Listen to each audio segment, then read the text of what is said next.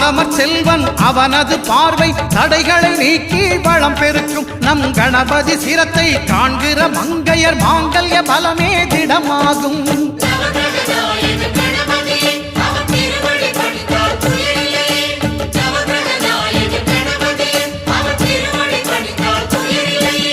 ஒன்பது கோளும் ஒன்றாய் காண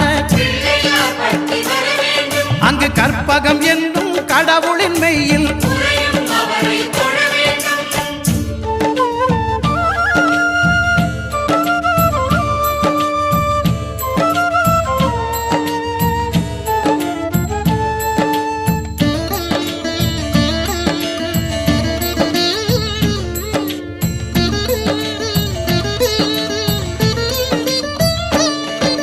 சுக்கிரன் பார்வை படுதல் வேண்டின்